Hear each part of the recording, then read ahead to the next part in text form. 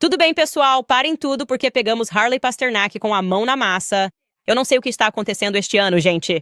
Assim como as avós, as pessoas do nada sentem a necessidade de lucrar com a história da própria avó. Hoje em dia, todo mundo quer ser vítima. No fim das contas, é isso mesmo. Todo mundo quer ser vítima. E eu não sei como isso continua acontecendo. Eu não sei porque continuo pegando pessoas em meias verdades e mentiras sobre suas avós e sua genealogia. Primeiro Kamala, agora Harley Pasternak. Isso é uma loucura. Também temos uma atualização na saga Blake Ryan Justin. É estranho. Envolve uma intimação falsa. Acho que foi definitivamente falsificada pela Stephanie Jones Perry. Então vamos fazer uma breve atualização sobre isso. E eu não acredito que vou dizer isso, mas atualmente estou torcendo para que a Universidade de Harvard vença o governo Trump no tribunal. Sério, não sei em que ano estamos, mas acabei de dizer isso. É um fato. Então, vamos direto ao assunto. Bem-vindos de volta ao Candace.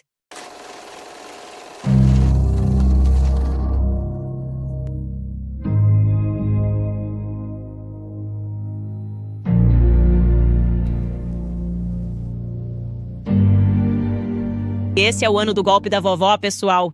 Eu não sei o que é. Todo mundo quer tirar vantagem das próprias avós. É estranho. Eu adorava minha avó, mas a ideia de usá-la para que as pessoas me vissem como vítima é muito estranha. Isso me parece muito estranho. Certo? Por onde começamos? Acho que podemos começar com a forma como Harley Pasternak se apresenta publicamente. Como é que chegamos até aqui? Bem, estamos investigando a teia de mentiras de Hollywood. Estamos começando a perceber que, se você está em Hollywood, provavelmente não deveria ter um personal trainer ou um segurança, porque muita gente parece estar com eles nos últimos momentos de vida ou é encontrada boiando em banheiras. É só isso que estou dizendo. É só isso que estou dizendo. E Harley Pasternak tem uma longa lista de clientes que foram encontrados nessas circunstâncias. Quero dizer, Brittany Murphy e o marido dela também. De forma bastante notória, Mac Miller, Harley Pasternak se pronunciou. Eu estava prestes a me encontrar com ele. Eu não consigo acreditar que isso aconteceu. É estranho. E então, é claro, aquela notória mensagem de texto ameaçadora para Kanye West, que foi o que nos fez prestar atenção nele em primeiro lugar. Então comecei a investigar Harley Pasternak, e ele definitivamente é alguém que eu diria que tem orgulho de sua herança. Tanto orgulho que o que inicialmente me chamou a atenção como estranho foi ele segurando uma imagem pouco nítida de sua avó.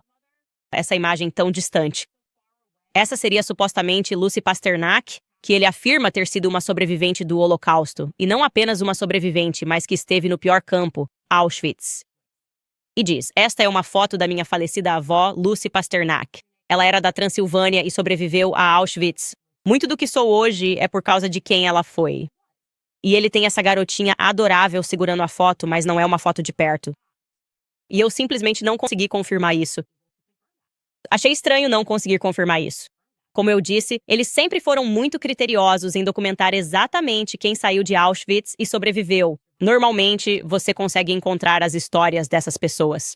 Existem sites inteiros dedicados apenas a gravar todas essas histórias, pessoas simplesmente falando e contando o que viram nos campos, como viveram, como sobreviveram. E eu simplesmente não consegui encontrar essa mulher, Lucy, em lugar nenhum. Não estou dizendo que não existe, só estou dizendo que gostaria de encontrar. Eu gosto de checar os fatos. Acho que isso não tem problema, certo? E o que me chamou ainda mais a atenção nisso é que Harley Pasternak tem 2 irmãos, Jules e Bob, que ainda moram no Canadá. Eles são extremamente envolvidos em suas comunidades e, especialmente, na comunidade judaica. Mas eu não consegui encontrar nenhum indício de que eles tenham mencionado que a avó deles, Lucy, foi uma sobrevivente de Auschwitz. E eu pensei que isso talvez tivesse surgido em algum discurso que eles estivessem fazendo, ou não sei, em alguma apresentação que eles estivessem fazendo em algum lugar. A propósito, aqui está uma foto pública de Harley e seus irmãos que Harley postou em suas contas públicas do Instagram. Obviamente um retrocesso. Feliz Dia Nacional dos Irmãos. PS. Ambos são mais altos e mais inteligentes do que eu agora. E ele marca seus 2 irmãos. Como eu disse, ele é um pastor muito orgulhoso, Nick. Então, ontem à noite eu estava passando pelos e-mails, olhando as dicas que vocês me enviam em tips.canizones.com, e eu sempre adoro quando alguém tem uma experiência pessoal com alguém, porque isso geralmente me leva por vários caminhos inesperados. E houve uma mulher que me enviou um e-mail que, na verdade, saiu em um encontro com Harley Pasternak em Nova York. E ela tinha uma lembrança muito específica que estava incomodando ela, e foi por isso que ela decidiu me enviar um e-mail. E eu vou ler para vocês esse e-mail na íntegra. Ela escreve: Em branco, eu saí em um encontro com o Harley há 25 anos em Nova York. Ele estava na cidade hospedado no Pasternak Friedman Hotel, na 57ª Street, pois ele era o nutricionista da Harley Berry na época. Eu trabalhava lá. Ele me levou ao Butter e conheci o chefe, que era francês, e falou com ele em francês quando ele veio à mesa para cumprimentar. Enfim, ele me contou que o avô dele ganhou um prêmio Nobel. Eu esqueci para o que era. Eu pesquisei e, de fato, ele era russo e realmente ganhou um prêmio Nobel. Desde que você começou esse assunto, isso voltou à minha mente e eu coloquei no chat. Você disse que Boris era primo dele, mas estou te dizendo que ele me disse que foi o avô dele quem ganhou o prêmio Nobel. Espero que isso ajude. Talvez você saiba de alguma maneira de investigar mais a fundo. Harley tem o ar de alguém extremamente confiante. Se a confiança pudesse andar, ela andaria como o Harley. Sem exagero. Fácil de conversar, inteligente, elogiando o meu próprio nível de inteligência. Um grande elogio vindo de alguém como ele naquela época. Enfim, eu praticamente já tinha esquecido daquela noite. E obrigado pela viagem ao passado. Certo? Então ela está trabalhando no hotel Pasternak Friedman. E Harley Pasternak a convida para um encontro e diz a ela que o avô dele ganhou um prêmio Nobel de literatura. Mas nós sabemos que é ela. Eu acredito nela. Eu acredito que ele disse isso.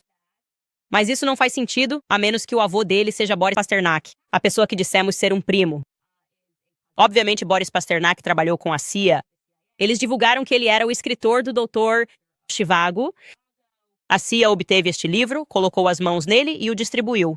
Por toda a URSS, secretamente também o deram a Joe Pasternak para transformá-lo em um filme de sucesso, para dar-lhe 6 prêmios porque o mundo é um palco, meus amigos. Sempre pensamos que estamos apenas assistindo a um filme, mas na realidade, estamos sendo vítimas de engenharia social. E isso fazia parte, como eu disse, da engenharia social da CIA, decidindo como eles queriam invadir a mente daqueles que viviam sob a URSS para que desconfiassem de seus governos, certo? Então eu tenho esse e-mail e acredito nela, como eu disse. E vou até meus produtores e meu diretor e digo, vocês acham que isso é legítimo? Tipo, será que Boris Pasternak poderia mesmo ser o avô dele? Isso seria uma loucura. E eles dizem, ele provavelmente só disse isso porque estava tentando fazer a garota achar que ele era ainda mais incrível. E eu insisto, mas de forma sutil, porque penso, ok, mas por que ele precisaria fazer isso? Quero dizer, ela está trabalhando no hotel. Ele está levando ela para um encontro. O cliente dele é a Halle Berry. Ela pode pesquisar sobre ele e ver que ele é meio que um treinador importante, meio que alguém de destaque. Então, por que ele mentiria sobre quem era o avô dele? O Harley Pasternak é mentiroso no geral? Enfim, eu estava tendo dificuldade para juntar as peças. Não vou mentir para vocês. Então decidimos começar a procurar em jornais antigos e dissemos que talvez devêssemos parar de olhar para a linha paterna, como parar de olhar para a linha Pasternak e, em vez disso, focar na linha materna. Certo? Ele tem uma mãe chamada Barbara Pasternak. Sabemos que o nome de solteira de Barbara é Shirking. Vamos voltar nossa atenção para a linha materna e ver o que acontece. E algo aconteceu, meus amigos. De repente, muito inesperadamente, algumas horas antes de entrarmos ao vivo, por isso estamos atrasados. Meu produtor encontrou algo que não esperávamos que aparecesse. Agora, quero lembrar vocês antes de chegar ao grande momento aqui. Ontem havíamos descoberto algo que era extremamente suspeito. Não sabíamos muito bem o que pensar disso, além de talvez o jornal ter cometido um erro. Isso estava relacionado à vovó Lucy. Estávamos pesquisando sobre a vovó Lucy Pasternak para confirmar que ela esteve em Auschwitz, que ela sobreviveu a Auschwitz. E, na verdade, acabamos encontrando o nome dela no anúncio de nascimento do irmão Harley. Mas disseram que Harley Brother, isso é uma grande pista, que Harley Brother era o pai da Lucy. Primeiro neto. Aqui está. A entrada diz, é um menino. Joe e Barbara, ou melhor, Shirking, tem orgulho de anunciar a chegada de seu filho, pesando 3,6 quilogramas, em 19 de janeiro de 1983. Então isso foi 9 anos depois do nascimento da Harley, o primeiro neto de Lucy Pasternak, de Montreal. Como eu disse, nós simplesmente pensamos, ok, talvez, você sabe, alguém tenha esquecido. Não sei. E acabei de cometer um erro aqui. Não podemos confiar que os jornais sejam sempre precisos. E então o descreve como o quarto neto de Morris e da falecida Vivian Shirking. Então, mais uma vez, estamos focando aqui na linha Shirking, e aqui está o que aparece. Rufem os tambores, por favor, pessoal. Esta entrada aparece. Olha isso. Senhor, e a senhora Morris Shirkin anunciou alegremente o feliz noivado de sua querida filha Bárbara com Alan, o distinto filho do senhor e da senhora David B. Schulman, de Nova York. E a senhora Conde Riemann. Uau, só para deixar claro, se pudermos voltar atrás, Bárbara é a mãe da Harley, só para vocês entenderem. E agora estamos descobrindo que ela era casada com outra pessoa. E o nome dessa outra pessoa é Alan Fryman? Ok. E então nós o encontramos. Encontramos Harley com essa nova informação. Pesquisando Freeman, conseguimos encontrar anúncios de nascimento de Harley. E Harley não nasceu Harley Pasternak. Harley nasceu Harley Freeman. Harley não é um Pasternak de sangue. Ele é um Freeman. Aqui está o anúncio de nascimento dele. O Toronto Star, esse anúncio foi publicado em 10 de agosto. Diz que ele nasceu, e isso está correto, em 6 de agosto, que Alan e Bárbara, ou melhor, Shirkin, têm orgulho de anunciar o nascimento de seu filho em 6 de agosto de 1974 no Hospital Mount Sinai. Avós felizes são o senhor e a senhora Morris Shirkin e o senhor e a senhora Conde Fryman. Mãe e filho estão bem. Diz-nos que pesa 9 libras e 13 onças. Ele era um menino grande. E como eu disse, primeiro neto para Morris e Vivian Shirkin, quinto neto para George e Earl. Ryman. Ok, então isso significa... espere um segundo. Isso é estranho. Ele não tem nada a ver com Lucy. Ele está segurando uma foto de Lucy. Ok, puro. Sua mãe pode se divorciar e se casar novamente. E então você está segurando uma foto da sua madrasta. Puro? Isso está ficando um pouco estranho. Ok. Então deixe-me mostrar a vocês esta nova árvore genealógica da Harley. A árvore genealógica precisa da Harley que conseguimos estabelecer. Lá embaixo está a Harley. Esse é o pai dele. Alan Fryman. E essa é Barbara Shirkin, que se casou mais tarde, embora não possamos encontrar seu registro de casamento, mas ela se tornou uma pastérnica. Então temos apenas os Fryman como linha paterna.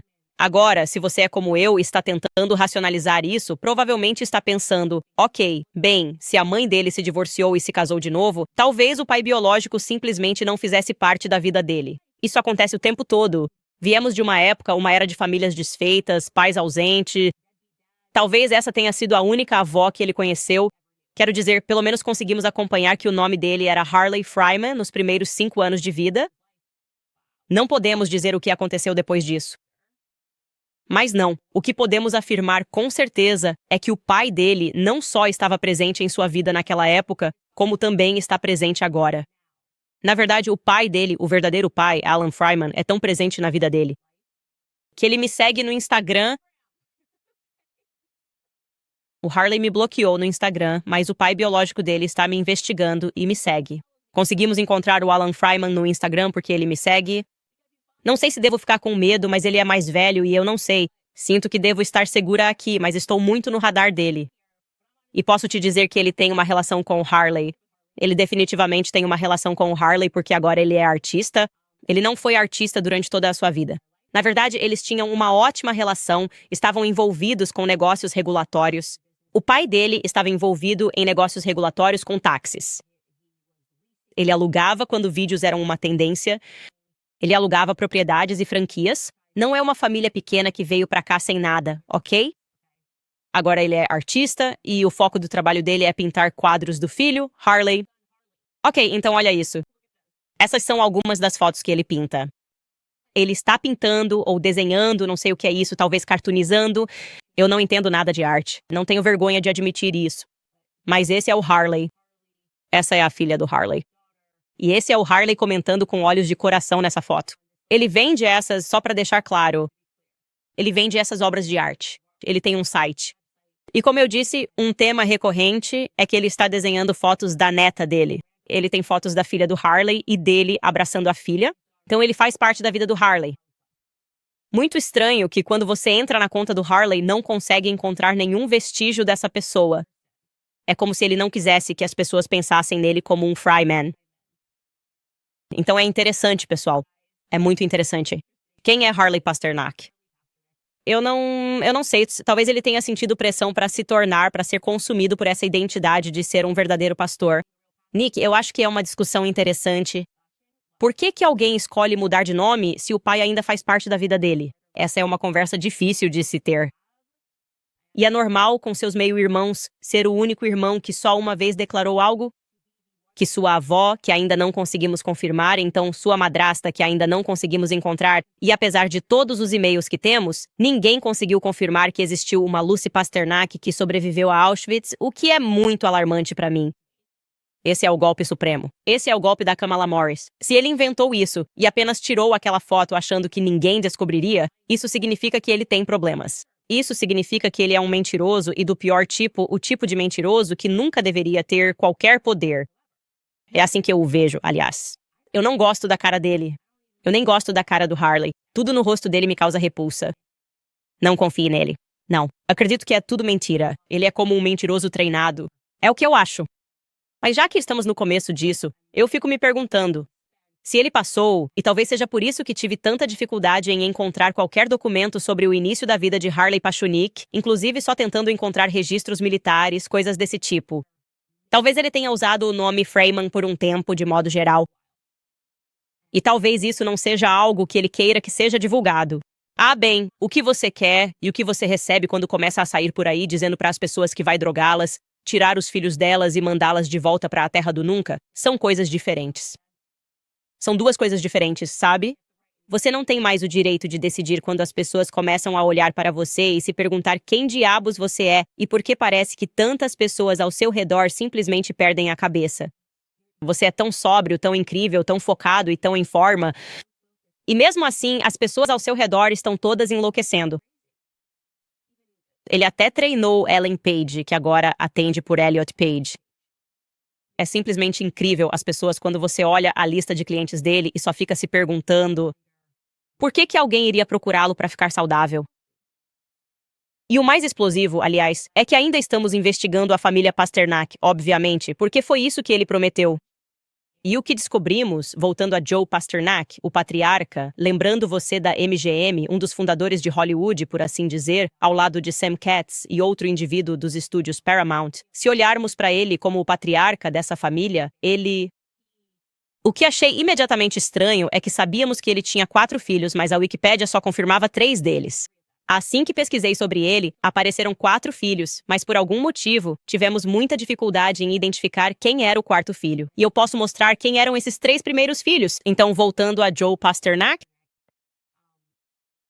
o patriarca da família Pasternak, que é primo de Boris Pasternak. Veja, temos Michael, temos Jeffrey, temos Peter. E alguém nos enviou um e-mail e nos disse que o nome da 4ª criança, que ele sempre escondeu porque a teve fora do casamento e não com Dorothy, é Barbara Pasternak. Então isso é definitivamente algo que precisa ser mais estimulado. Estamos totalmente cientes do que os filhos dele fizeram, o que é super interessante. Miguel. Passou pelo Imperador Roscoe. Ele era DJ de rádio da BBC em Londres, muito popular, então eles estavam envolvidos com entretenimento e decidiam, como disc jockey, quais discos seriam tocados. Depois temos Jeffrey George Pasternak, seu outro filho. Ele recomendou o grupo The Doors ao seu pai e trabalhou muito próximo de John Bryan. Essa é uma das pessoas que Michael Jackson nomeou como parte da máfia de Hollywood. Pessoas que ele disse serem demoníacas e insanas e que, essencialmente, estavam roubando os artistas com quem trabalhavam. Então é interessante perceber que os Pasternak estão conectados a isso e eram próximos de John Bryan no início de sua carreira, gerenciando os Doors. Essa é a conexão com Michael Jackson. E Peter Samuel era dramaturgo e compositor. Então, ao nosso redor é entretenimento, entretenimento. Estamos tentando descobrir, com base em um e-mail que alguém nos enviou e que parece legítimo, quem é essa Barbara Pasternak que nasceu em 1942 que eles fizeram de tudo para manter em segredo do público, que seria uma herdeira de Joe Pasternak, nascida em 1942. Então, pessoal, enviem seus e-mails para tipsecanizones.com. Além disso, muita gente perguntou nos comentários ontem, e o Walter Pasternak? E quanto a ele? Sim, obviamente conhecemos Walter P. Pasternak era um Pasternak que estava envolvido no experimento MK-Ultra da CIA, então seria apropriado. Neste momento, você junta essas peças, você tem o Dr. Chivago continua, Boris. Você tem Joe Pasternak, Walter Pasternak do experimento da CIA, porque eu acho que Hollywood é um experimento da CIA. Eu realmente quero. Falaremos mais sobre isso enquanto lemos Hollywood Babylon. Não sabemos onde colocá-lo no gráfico porque há tão pouca informação disponível sobre ele. Lembre-se, esse é o cara que faltou ao Congresso. No entanto, recebemos uma confirmação de que a inicial do meio dele significa Paul, Então estamos procurando por um Walter Paul Pasternak. De acordo com a Biblioteca do Congresso, eles têm arquivos sobre ele. Ele estava envolvido com outro indivíduo que compareceu à audiência no Congresso. O cara em que ambos estavam sendo interrogados sobre o experimento fracassado do MKUltra, onde eles iriam espalhar LSD em aerossol em pessoas desavisadas em São Francisco. Não estou brincando. Este é o seu governo. O que você quer que eu diga? Ok, esta é uma manchete real. A CIA tentou pulverizar drogas nos participantes da festa. Então eles estavam sendo questionados sobre isso. Walter P. Pasternak e Blake. Desculpe. E Rhodes. Isso é do artigo do The New York Times. Diz que o depoimento de hoje do Sr. Rhodes forneceu o primeiro vislumbre que o público teve de um teste com LSD dentro de uma casa segura da CIA. Embora o experimento que ele descreveu tenha sido realizado apenas em um de seus colegas e no final tenha fracassado. A agência realizou outros testes com drogas tanto na Califórnia quanto na cidade de Nova York, de 1953 a 1966, nessas casas seguras, principalmente apartamentos e quartos de motel. Elas foram secretamente alugadas para a agência por George White, um funcionário do antigo Distrito Federal de Católicos, que desde então foi substituído pela Agência de Repressão às Drogas. Sr. Rhodes, um psicólogo empregado pela CIA de 1957 a 1961, disse que foi para a Califórnia em 1959 com Walter P. Pasternak para testar um dispositivo específico para ver se o LSD poderia ser administrado em pequenas quantidades por meio de um aerossol. Sr. Pasternak, um ex-funcionário da agência, também era um funcionário da Sociedade para a Investigação da Ecologia Ryman, uma fundação que foi criada por John Gittinger, também funcionário da agência, para servir como um canal para o dinheiro da CIA. Fim da citação. Então não sabemos quem é esse homem. Eu encontrei um Walter Paul Pasternak que está enterrado no cemitério de Arlington, em DC, que foi tenente na Segunda Guerra Mundial, mas essa conexão é no mínimo tênue. Então nós não sabemos. Mas obviamente sabemos que quando se trata de experimentação mental, pessoas com o sobrenome Pasternak, de modo geral, são pessoas que eu evitaria. E vou deixar por aqui enquanto passamos para alguns patrocinadores. Primeiramente, Pasternak. Sim, é a Semana Santa, meus amigos. É um lembrete de que uma nova vida é possível por causa de Cristo. A morte não tem palavra final, mas neste momento, em nosso país, vidas vulneráveis são descartadas antes mesmo de respirarem. E dizem às mulheres que elas não são fortes o suficiente nem capazes o bastante para escolher a vida. A Preborn é a maior organização pró-vida do país, atuando na linha de frente, oferecendo ultrassons gratuitos e a verdade do evangelho para mulheres em situação de crise. Quando uma mãe vê seu bebê, quando ela ouve que há esperança, tudo muda. Neste Páscoa, enquanto celebramos o poder da ressurreição, vamos defender a vida e fortalecer as mulheres hoje. Para doar, basta discar *250 e dizer a palavra-chave bebê. É *250, bebê. Ou você pode doar com segurança em preborn.com/Candice. É preborn.com/Candice. Também quero lembrar vocês sobre a Wellness Company. Ivermectina e mebendazole são 2 antipatógenos poderosos. O que é ainda mais fascinante é que esses medicamentos são frequentemente usados em oncologia para tratar pacientes com câncer. Eles possuem propriedades antipatógenas que impedem o crescimento de invasores nocivos.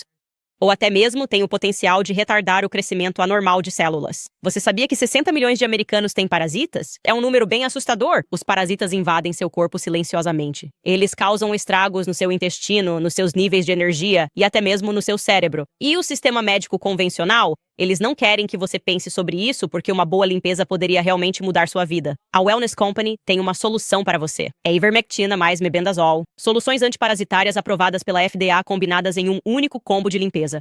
Preencha um breve formulário de avaliação médica e receba seu suprimento de 3 meses. Existem muitas limpezas antiparasitárias nas redes sociais, mas nenhuma no nível padrão ouro. A Wellness Company torna medicamentos difíceis de conseguir acessíveis digitalmente para que você possa viver sua melhor vida. Acesse twc.healthcandice e use o código Candice para economizar $90, além de frete grátis. É twc.health/Candice e use o código Candice. Certo, vamos entrar um pouco mais profundamente nesse assunto. Uma breve atualização sobre o caso Justin Baldoni. Esse é um caso estranho. Então, contamos para vocês sobre Stephanie Jones, da Stephanie Jones PR. Ela é, a mulher de relações públicas saída do inferno.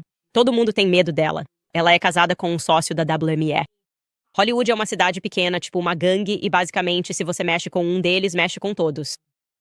E ela obviamente foi crucial para esse caso e é alguém que deveria ser discutida rotineiramente, porque é a única razão pela qual o New York Times tinha qualquer mensagem de texto. Antes de haver qualquer processo judicial, foi porque Stephanie Jones contou para sua ex-funcionária no último dia de trabalho, depois que ela disse que ia se demitir. Ela estava trabalhando com Stephanie Jones, Jennifer Abel era publicitária e Jennifer Abel pediu demissão. E ela estava se demitindo e levando a conta do Walter com ela porque eles já estavam trabalhando com ela. E Stephanie Jones não aceitou isso. E no último dia em que ela deveria estar no escritório, depois de dar um aviso prévio de 6 semanas, ela a chama para o escritório. Ela está com um advogado lá. E Stephanie Jones diz, me dê seu telefone. E Jennifer Abel implora, esse é o meu telefone. Eu tenho esse telefone há muito tempo. Ele tem meus contatos. Tem fotos da minha avó. Minha avó provavelmente estava inventando alguma história de golpe de vovó aqui. É o que todo mundo faz. E Stephanie diz, não, eu vou ficar com seu telefone. Daqui a pouco, o New York Times já está com essas coisas, né? Bem, a desculpa da Stephanie por trás disso tudo é que ela estava cumprindo uma intimação judicial. À primeira vista, essa é uma desculpa muito idiota, ok? Porque ela pegou esse celular em agosto, certo? Não havia nenhum processo em andamento, não havia nenhum processo acontecendo no qual ela teria que cumprir uma intimação. Além disso, e de novo, como eu disse, isso depende totalmente do público ser muito burro e não entender. Você não pode simplesmente chegar e dizer, eu tenho uma intimação. Me dê suas mensagens. Um juiz precisa assinar uma intimação para que ela seja válida. De repente, Stephanie Jones está fazendo um monte de relações públicas agora. Ela está na imprensa, passando informações para a Page Six e para a Deadline, e essas são algumas das manchetes. E todas elas estão escrevendo que, na saga legal de Justin Baldoni e Blake Lively, a publicista rebate as alegações de que ela vazou informações confidenciais e, escondido nisso, eles estão nos dizendo isso. A Deadline revisou uma cópia da intimação citada por Jones, mas eles não vão revelá-la ao público. Eles não querem que a gente veja essa suposta intimação que, segundo eles, foi datada de outubro passado. De novo, não houve nenhum processo judicial aberto em outubro. A primeira petição, neste caso, só aconteceu em dezembro. Foi quando Blake Lively entrou com sua queixa no CRD. Acredito que o New York Times publicou o artigo deles no mesmo dia, 20 de dezembro. Foi quando tudo isso começou e pegou fogo. Então, com qual intimação Stephanie Jones estava cumprindo que era datada de outubro passado? Agora, aqui está o que eu vou te dizer.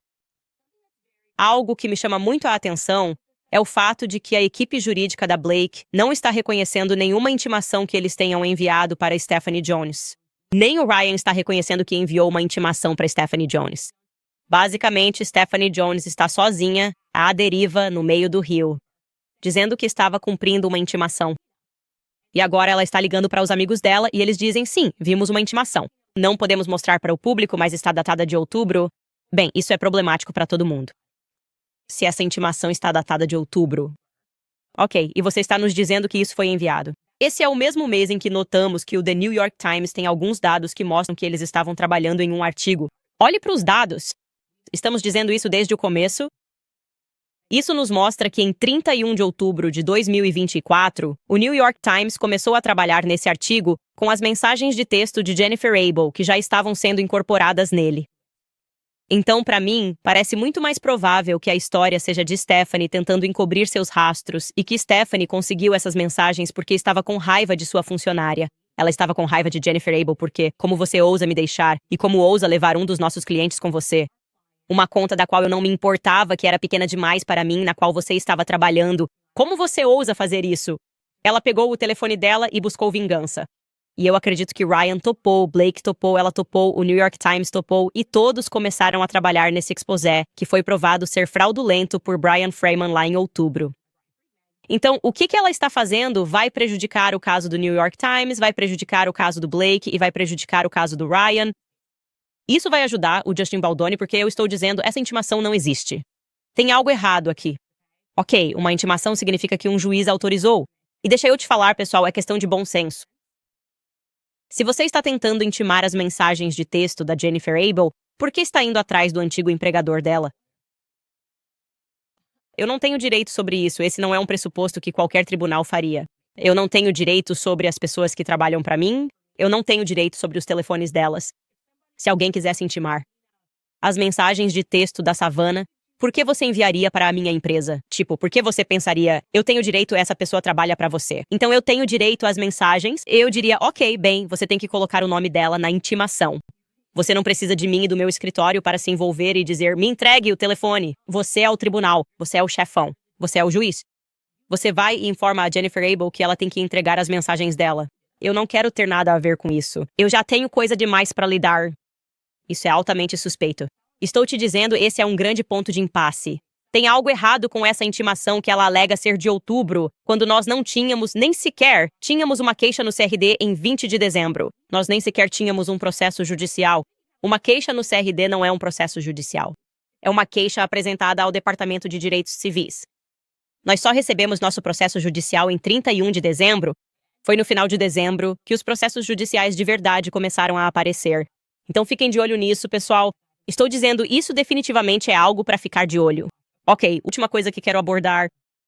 Preciso dizer para vocês, nunca pensei que veria o dia em que eu torceria por uma universidade em vez de Donald J. Trump e sua administração. Mas eu não reconheço a administração dele agora. Eu não reconheço o que está acontecendo. Eu tenho uma teoria. Tenho sim. Nós estávamos discutindo algumas teorias mais cedo, eu e a equipe, e ficamos pensando como o Trump pode ser tão entusiasta da liberdade de expressão e permitir que essas coisas aconteçam. Atacando universidades, tentando suprimir a liberdade de expressão enquanto finge que não está suprimindo, enquanto finge que está lutando contra o DEI. É tudo tão bagunçado? É tão óbvio. Todo mundo sabe o que você está fazendo. As pessoas que ainda estão tentando, para tirar vantagem, eu acho, suponho, não estão dispostas a te desafiar nisso, o que é ridículo, porque quando você sair do cargo, nós é que vamos ter que lidar com essas consequências. Nossos filhos vão ter que crescer nessa América. Ok, então ameaçamos nossa liberdade de expressão.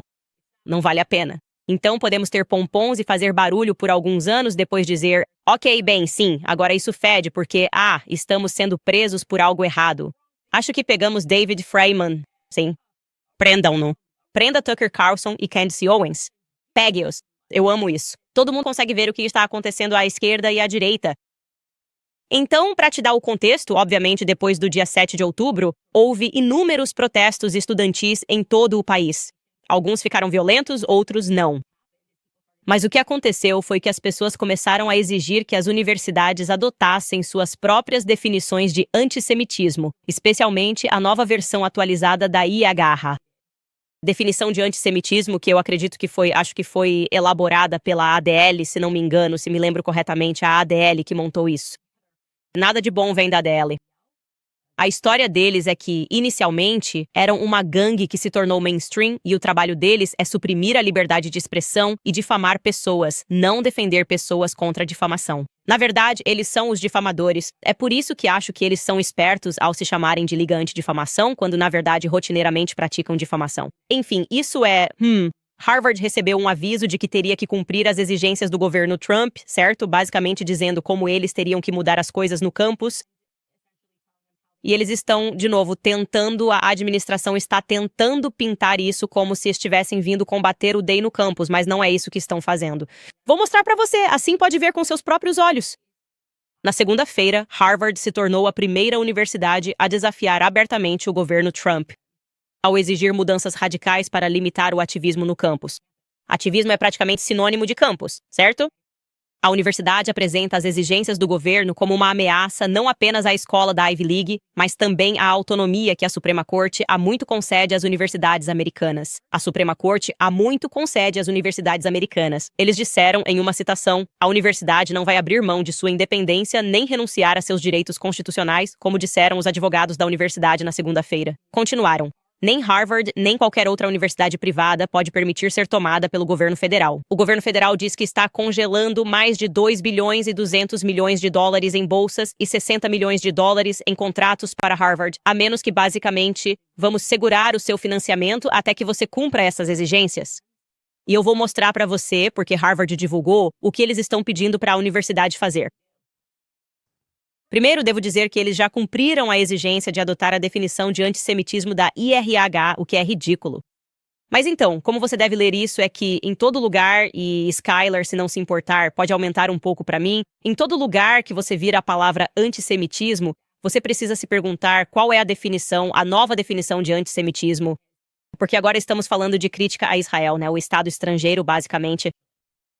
Então, como eles apresentam lá embaixo como a descontinuação do DEI, o que seria algo bom, dizendo que queremos que as pessoas sejam avaliadas por mérito e que deixem de lado políticas baseadas em DEI. Isso seria ótimo, porque é assim que a nação deveria funcionar. Na verdade, eles estão pedindo que reformem programas que têm históricos flagrantes de antissemitismo ou outros tipos de preconceito, dizendo para analisarem programas específicos. Role para baixo, Skylar, porque eu quero chegar até eles basicamente enquadrando isso como se eles precisassem dar uma olhada em quem eles estão permitindo que venha para Harvard com vistos estrangeiros e se eles discordam ou não com as políticas de Israel. Você precisa adotar novas políticas sobre grupos ou clubes estudantis que proíbam ou apoiem certas atividades.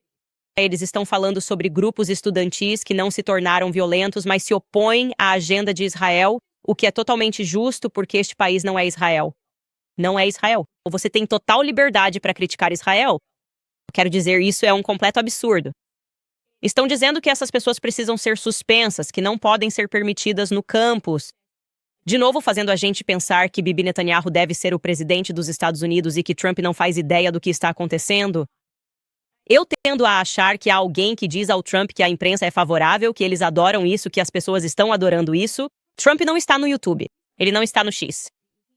Ele diz algo para alguém e essa pessoa tuita isso. Alguém decide quais artigos colocar na frente dele toda manhã. Eu sei disso com certeza. Ok, então quem está escolhendo esse artigo, quem está dizendo a ele quais tweets olhar, é a pessoa que está moldando o entendimento de Trump sobre o que sua base sente. Agora, Harvard, como eu disse, adotou essa definição após pressão por conta do antissemitismo. Então, toda vez que mencionam antissemitismo nessas demandas, o que acontece várias vezes. Eles estão se referindo a pessoas que estão criticando Israel. Vamos puxar aquela definição da Yara, IHRA, me perdoe, definição. Diz que o guia segue esses exemplos, que podem servir para várias ilustrações. O primeiro, você pensa sim, pedir ou justificar a morte ou o ferimento de judeus em nome de uma ideologia radical. Sim, já temos leis para isso. Você não pode simplesmente pedir para que pessoas sejam assassinadas. Você teria problemas. Isso faz sentido. Mas aí começa a ficar realmente louco porque diz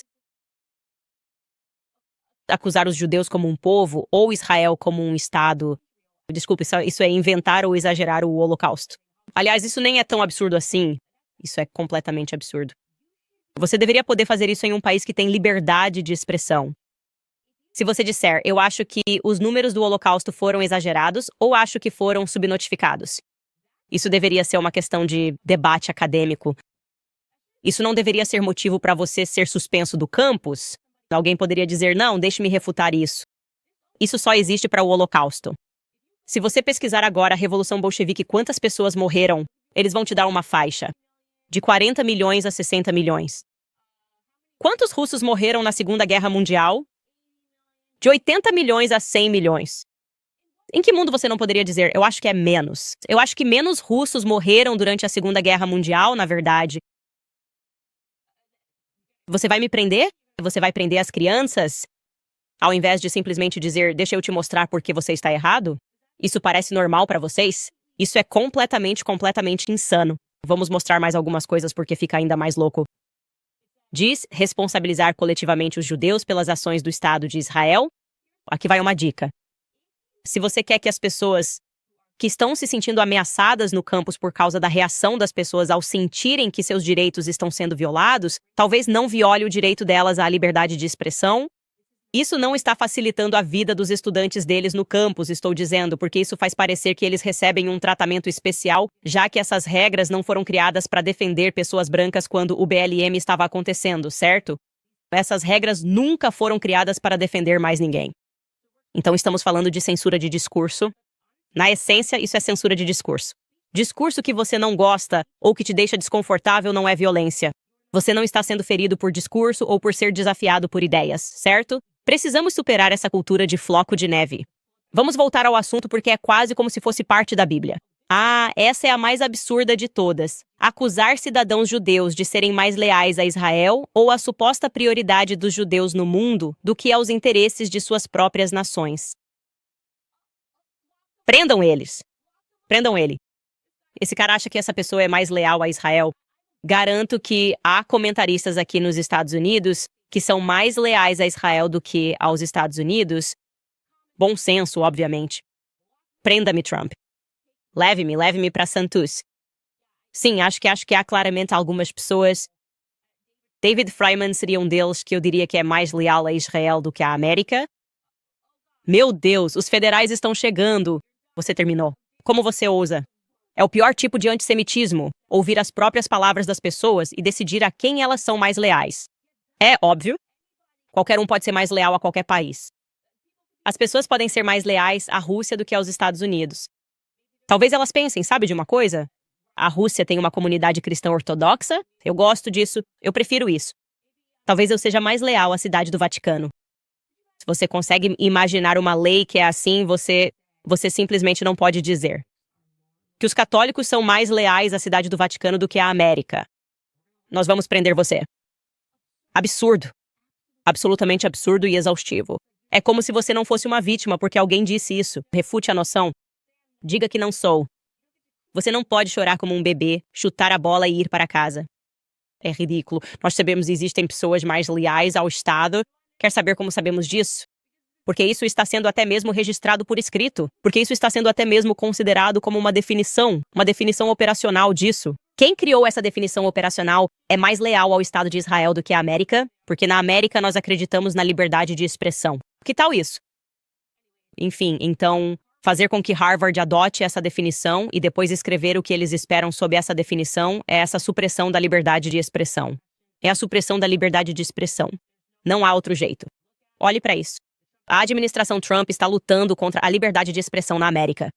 E isso é muito triste para mim dizer e relatar como alguém que já foi apoiador de Donald Trump. Como eu disse, acho que é porque quem está por trás dele, sussurrando em seu ouvido, sabe, quem imprime os papéis e faz um carinho nas costas dele dizendo: "Você está indo muito bem. Todo mundo te ama. É essa pessoa que está comandando a Casa Branca." E costumava ser o Jared Kushner. Eu não sei quem é essa pessoa agora, mas eu não gosto disso. Não podemos permitir que nossos direitos sejam violados. E se você acha que isso vai parar nas universidades, você está enganado. Então, é melhor você se preparar e torcer pela Universidade de Harvard nessa luta. É melhor você torcer para que eles derrotem o governo Trump e essa definição absurda. Eles até incluem partes da Bíblia. Eles dizem: você não pode dizer que os judeus tiveram algo a ver com a morte de Cristo. O que você sabe, isso não é antissemitismo. Isso é anticatolicismo. É anticristão me dizer que não podemos discutir como Cristo foi assassinado. Não podemos discutir quem estava conspirando contra Cristo. Não podemos mais discutir sobre os fariseus e os escribas, pessoal. Não podemos discutir sobre os mestres. Porque, de acordo com a nova definição operacional, que todas as universidades terão que seguir primeiro antes de tentarem tornar isso algo comum. Pode me prender? Eu estou dizendo. Vocês não vão me pegar. Vocês nunca vão me fazer obedecer a essa regra de não falar sobre Cristo.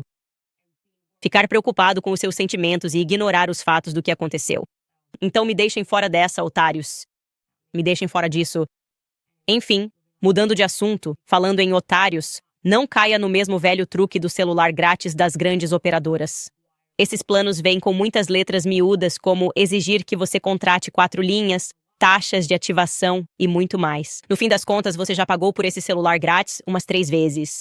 Com certeza existe uma opção melhor, e essa opção melhor é a Pure Talk, minha patrocinadora e minha operadora de celular. É uma oferta muito melhor, com um plano qualificado de apenas $35 por mês. Você pode ganhar o novíssimo Samsung Galaxy A26 de graça. Este celular é praticamente indestrutível com Gorilla Glass e tira fotos lindas em grande angular com lentes de câmera de última geração. Tudo o que você precisa fazer é mudar para a Pure Talk por apenas $35 por mês. Você tem ligações e mensagens ilimitadas, além de 15 GB de dados com hotspot móvel. Tudo na rede 5G mais confiável dos Estados Unidos. Então acesse puritalk.com Owens para fazer a mudança. Mais uma vez, é puritalk.com Owens para garantir seu Samsung Galaxy grátis.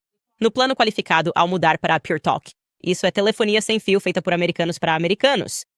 Além disso, financiamento americano. Estou lembrando vocês, as taxas de juros caíram. Muitos americanos têm dificuldade com as contas, ovos, café e recorrem ao cartão de crédito. Se você é proprietário de uma casa, as taxas de juros caíram para 5%. Isso é cerca de 1/4 da média de cartão de crédito. A American Financing ajuda proprietários como você a economizar em média $800 por mês, acessando o valor acumulado da sua casa e eliminando dívidas com juros altos. O melhor é que não há taxas iniciais para começar. As taxas dos cartões de crédito estão absurdas, então se você está carregando um saldo todo mês e preso em um ciclo sem fim, você pode se libertar hoje mesmo ligando para American Financing e quanto você pode economizar. E se você começar agora, pode até adiar os próximos 2 pagamentos da hipoteca. Então ligue para 800-795-1210. Novamente, é 800-795-1210. Ou você pode acessar American/Owens. Isso mesmo, American/Owens. Certo, pessoal? Para aqueles que estão no Clube do Livro, sinto muito, vamos ter que adiar para amanhã. A culpa é totalmente minha. Estou pedindo desculpas demais. Geralmente sou muito boa com agendamentos, mas dessa vez tive que alegar que estava grávida. Fiquei com o dia todo agitado quando ouvimos aquela coisa de última hora sobre a Harley. E eu só acho que amanhã seria melhor. Então, amanhã à noite, às 18 horas, Pasternak, teremos o Clube do Livro. Se vocês não se inscreveram, isso lhes dará um dia extra para assistir Hollywood Babylon na Amazon. Nossa próxima leitura é That's Hollywood Babylon, então faremos isso amanhã às 18 horas.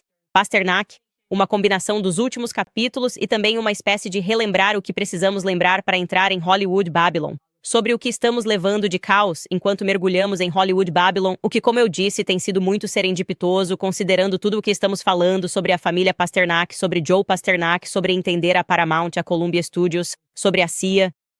Tudo vai se encaixar perfeitamente. E também vamos falar sobre o ocultismo, o oculto, porque absolutamente precisamos falar sobre o oculto. Agora vou ler alguns dos seus comentários aqui. Quem temos primeiro?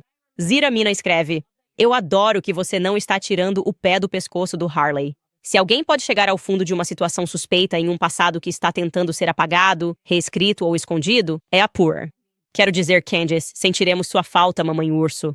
Muito obrigado. Não gosto de pessoas que intimidam. Não gosto do que ele fez com Kanye. Seja qual for o coquetel de drogas que ele deu a Kanye, ele nunca mais foi o mesmo, mas ele se lembra exatamente do que aconteceu com ele e quem fez isso. E eu sempre vou defendê-lo disso, porque é inimaginável ter o mundo inteiro te chamando de louco depois. E então você aponta e diz: essa pessoa literalmente me deu um coquetel de drogas e está ameaçando fazer isso de novo. E as pessoas continuam dizendo: ué, por que você está tão errático e louco? Isso não pode acontecer, sabe? Essa pessoa escreve: este é o tribunal da opinião aleatória. Eles estão aqui pelas histórias da vovó Grip. Quero dizer, todo mundo tem que entrar nessa. Hoje em dia, todo mundo precisa ser vítima. Vou dizer isso pra vocês. Sim, minha avó sobreviveu à escravidão 3 vezes. Só quero que vocês saibam isso sobre minha avó. Então você sabe, é o que é. Aqui está uma foto dela, foto borrada dela. TB escreve: Candice, por favor, dê uma olhada no Low Taylor TriStar Sports and Entertainment. Kanye tweetou uma foto dela recentemente. Ela estava por trás da tutela de Britney. Bieber acabou de demiti-la e ela fez vendas na Kyle Cosmetics para Kris Jennifer. Ela, Cristo e suas melhores amigas. Sim, ouvi esse nome surgir algumas vezes. Provavelmente darei uma olhada nisso durante a licença maternidade. Ryan, eu gostaria de dizer isso. Eu não uso drogas. Ok, então se eu for encontrado boiando em um banheiro, eu também não tomo banho. Então se eu estiver voando, simplesmente não sou eu. Alguém fez isso. Ok, alguém fez isso. Brian escreve: Eu reassisti ao podcast de ontem e fiquei impressionado com tantas semelhanças entre alguns líderes mundiais, as famílias do crime e as agências de segurança nacional. Você também vê essas semelhanças? Sim, eles fazem parte de algo que vamos abordar quando lermos Hollywood Babylon. E quanto mais você souber sobre Sigmund Freud, melhor. Isso está na base de tudo isso. É psicologia. É por isso que todos eles são psicólogos. E é um mundo muito assustador quando você percebe que está lutando contra pessoas que acreditam no ocultismo. E essa é simplesmente a realidade. Eles acreditam no ocultismo? Essa escreve: Oi Candice, sou canadense e temos uma eleição chegando. Me sinto desmotivado a votar, já que ambos os principais candidatos parecem não ser bons e têm alianças estrangeiras. O que você acha, como um rei da crise muçulmana e Deus é o maior? Eu percebo isso. Eu concordo. Eu entendo porque todo mundo está se sentindo cansado da política. É como eu disse, nunca foi tão óbvio. Que o mundo é um palco e que as pessoas sobem lá para serem eleitas e dizem coisas que você quer ouvir. E então, assim que assumem o cargo, nada disso acontece. Ou fazem exatamente o oposto do que você achava que ia acontecer. Então acho que estou apenas empatizando com você, mas me sinto tremendamente otimista em relação à geração mais jovem que está surgindo. E estou tremendamente otimista em relação às conversas que estamos tendo. Não conseguimos falar sobre isso hoje, vamos falar sobre isso amanhã. Mas até mesmo o Tucker Carlson indo para o assunto delicado e discutindo o 11 de setembro, de novo. E pessoas que estão começando finalmente, acho que, a tirar as vendas dos olhos e ver o quão irreal é o mundo em que vivemos e como tudo é orquestrado. Esse é meio que o primeiro passo, certo? É como perceber que o mundo está doente e que o mundo é um palco. Então, pelo menos, estamos no primeiro passo. Kyle escreve: ou Trump se ajoelhou ou sempre foi uma operação psicológica. As soluções nunca virão do governo. A democracia é sempre uma ilusão. Sistemas descentralizados precisam ser construídos, disseminados e adotados para tornar o governo totalmente supérfluo. Eu só vou ler esse comentário e deixar ele no ar, sabe? Concordo que a democracia é totalmente uma ilusão. Eu acredito em sistemas descentralizados. E você, obviamente, sabe que a CIA tem medo disso. Quando você começa a investigar todas as mortes misteriosas no mundo das criptomoedas, definitivamente tem algo acontecendo ali. Black Scorpio, certo? Stephanie Jones está obviamente mentindo, caso contrário, eles apresentariam uma cópia, é simples assim. Mostre as provas, Brian Freeman, do lawsuitinfo.com.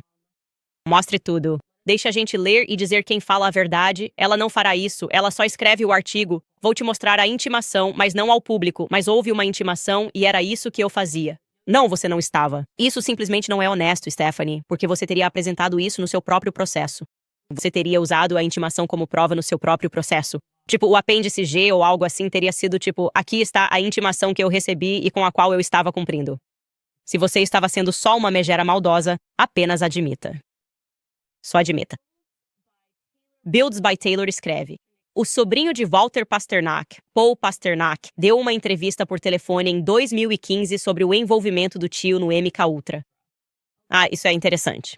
Então, se soubéssemos que ele tinha um sobrinho chamado Paul, poderíamos associá-lo àquele Walter Pasternak que encontrei e que estava enterrado em Arlington. É interessante? Obrigado por isso. Diz que o vídeo pode ser encontrado aqui no YouTube. Obrigado. Vou procurar por isso. Caso contrário, vocês me enviem mais dicas na Candice. Amo você imensamente. Eu não acredito, aliás, quantos episódios faltam? Tipo 7? 8 episódios faltando? Estamos no final aqui? Eu não acredito. Estamos no final. Vai ser só por um tempinho, mas vai ser triste. E enfim, gente, vejo vocês amanhã.